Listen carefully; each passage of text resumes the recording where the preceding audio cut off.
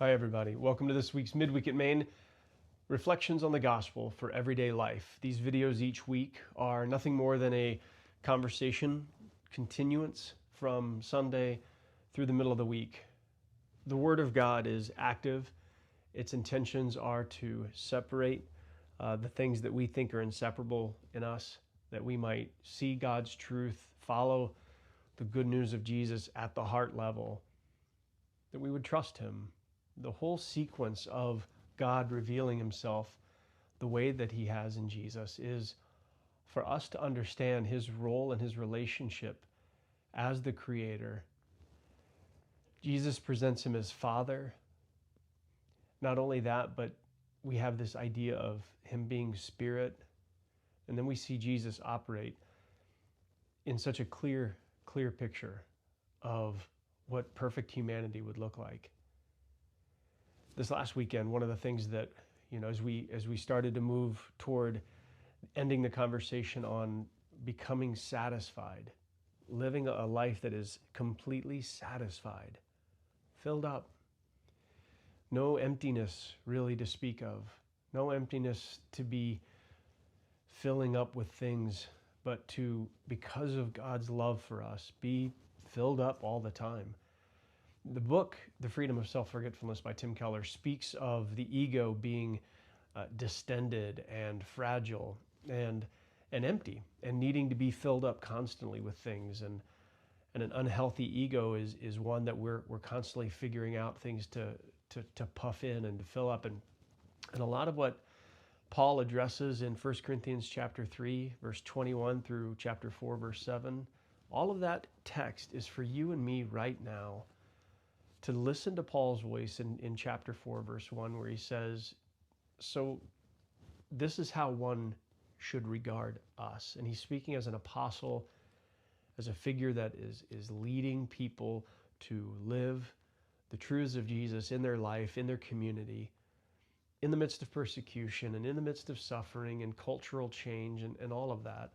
You and I know for many of you sitting in church services and being a part of church communities throughout the years, and maybe some of you, you're kind of new to this and you're trying to figure out what to make of it all. There are some things that we do on a Sunday. They're not required. They're not unwise, although if we become too attached to them, they would be unwise. Jesus spoke of certain things. He mentioned that when there are problems, when the traditions of man feel like the commandments of God, or when in our heart we operate as if the traditions are in fact commands, and they're not. There's a lot of freedom in the gospel, and I'll be the first to tell you that isn't always easy to navigate or to manage. Freedom is, well, it's free, and so I want to be kind of helpful here today. You have a lot of room to grow, and here's what I mean by that. As a follower of Jesus, it isn't about getting the decisions every day right and wrong. It's about learning how to live in light of the wise and the unwise. There's a text in Romans 14 that speaks to this, where two people from the same conscience, but different outcomes, which one's right? And Paul's like, well, in a sense they both are, because to the best of their conscience and the best of their obedience, they're both trying to honor God with what they're doing. So leave them both alone. Let each one just operate from that space. And you and I might look at that and be like, yeah, but they shouldn't do this, or they shouldn't. Well, you don't know where they're at. And this is one of the things I want to think about today with the freedom of self-forgetfulness conversation, the becoming satisfied in Jesus, and what we are as a church. Look, our room is filled on Sunday mornings with a variation of people. I don't know how many of you are going to watch this video this week or in the future, but not everybody attends the gatherings every single week. A lot of it's every couple of weeks, or maybe 2 or 3 times a month, or sometimes for some of you it's maybe no more than once a month. And some people it's this church this week and this church another week and then a week off. And there's a lot of different variations with our relationships. So when Paul's talking to the Corinthian believers and he says, this is how one should regard us as servants, Rashad preached on this a few weeks ago, under rowers. We're just the ones holding the oar, moving the thing along, but it's not our boat. We're not deciding where we're going. We're just obeying the orders we've been given to row the boat the direction we've been told. And in a similar sense, he says, this is how one should regard us as servants of Christ and stewards of the mysteries of God. He's demoting himself, but holding on to the value of what he's doing. And here's why this is important for us. Look, if you're a young adult and you're attending here at Church at Main, there's a lot of life that you have in view in front of you. Maybe you're married, maybe you're not. Maybe you're content in your singleness, maybe you're not. Maybe you're no longer a young adult, but you still consider yourself to be one. When you look at any other form of people in our room, in our family, how do you regard them? If you're an older member of our church family, you've got maybe grandkids in your life now, and you look at some of these young adults, or you look at some of these teenagers, or you look at some of these folks that are raising their families, how do you regard them? And maybe you're a parent right now, and maybe you're a single parent, maybe you're married, and you're trying to raise your kids in this culture now and to live this life out. How, when you look at the generations around you, those older and those younger, how do you regard them?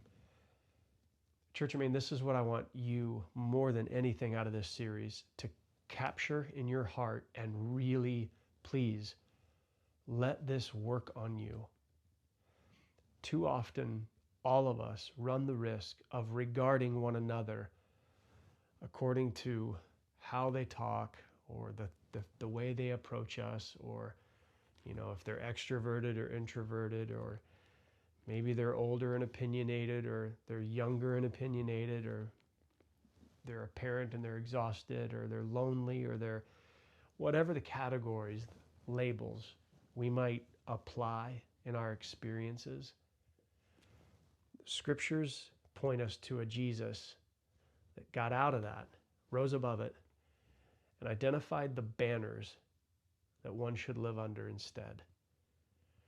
It doesn't mean you're done growing, but too often we're unwilling to grow together. We want around us the most grown people, and we usually measure that against ourselves and our comfort. Often we want the most grown people around us.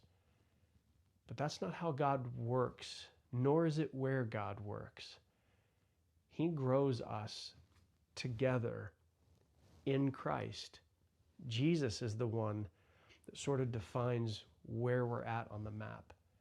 If you were to layer our maturity with Jesus's, gap's probably pretty enormous. In comparison, though, if you measure our maturity to one another, there might be nothing different between us in our obedience and our maturity, but what would look like, in comparison to Jesus, maybe the thickness of a human hair. We're all pretty close, and maybe some of us are in seasons where it's harder to grow, or it's harder this, but let me encourage you with this. God has, and I'm fully aware of, and I feel all the weight of the differences in human lives. God intends for a very diverse group of people, diverse in their opinions, diverse in their backgrounds, diverse in their experiences, and diverse in their beliefs, to belong to one another. When we regard one another the way that Christ intends, we should see the sprinkled blood of the Lamb as the banner over their life, and make our judgments and decisions from there, instead of the labels and experiences we find most comfortable for ourselves. I know it's not easy, but it's blessed. It's where God interacts with us, humbles us, shows us our growth in Jesus ahead, and invites us to journey along with people who at times may be tough to bear for a moment. Remember where it is you came from, your journey, your experiences, and what those were like, and the weight that you might have added to the others' lives around you in those seasons. God was gracious, and He's going to be gracious now. So the application out of this, if you're in our Church at Main family, I want you to think about Jesus's sprinkled blood speaking a better word than the blood of Abel. Because now the labels that exist in our lives, they don't have to pronounce the curse on us. We are not cursed to fight with the ground anymore. There is a tree of life that we will be focusing our attention on in our permanent future with God. We have come to Mount Zion. We have come to God. We have come to Jesus, the mediator of a better covenant, and to the sprinkled blood, which speaks a better word than the blood of Abel. We have come to this. So regarding one another, speak with hopefulness instead of condemnation. Speak with planning, growth, and encouragement, opportunity instead of shortcoming. Church Main, I've been the worst at this at times in my life. I've been reminded both in my inner attitudes at times and with others that I can be prone to having a critical spirit. There's a difference between being a critical thinker and having a critical spirit. And I had a mentor tell me a long time ago, painfully, that he believed I had a critical spirit. And I had pointed out so much of the shortcomings of other people around me, and it gave me permission to not listen to them when they give me advice. It gave me permission to not submit to them in any way because I had found a chink in their armor, a label. And he said to me, Drew, every person you encounter already experiences countless areas of condemnation in their life every day. What is it you hope to add to their life by adding one more condemnation from your heart? That has not stopped teaching me, and I pray that it teaches you this week. I'm not saying that the behavior of other people or even our own behavior is acceptable in a sense. It probably isn't. Not all the time. But that doesn't mean that we should eradicate one another from our lives or change churches or avoid dealing with the discomfort that another individual might bring into our lives. There are seasons where people come and go. It is true. But if you stayed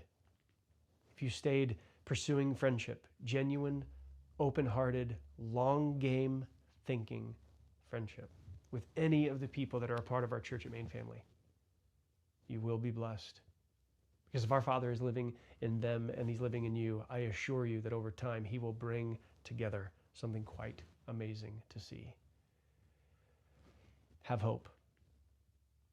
Give yourself permission to celebrate the banners. Ignore the labels. Walk well together. Reach out to each other. Spend time getting to know each other. Ask thorough questions about each other's stories. How did you become who you are today? What do you wish you could become in the days ahead? What is God most clearly speaking to you in these days, and how will you respond? How are you and God doing? And how can we help? We speak to each other this way on a regular basis, pointing each other to Jesus, moving each other and our neighbors closer to Jesus every time we gather, in any way we gather.